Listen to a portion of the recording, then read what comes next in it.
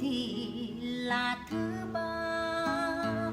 Ai thứ ba thì tôi thứ tư, ai mà hơn nữa thì tôi là sau cùng.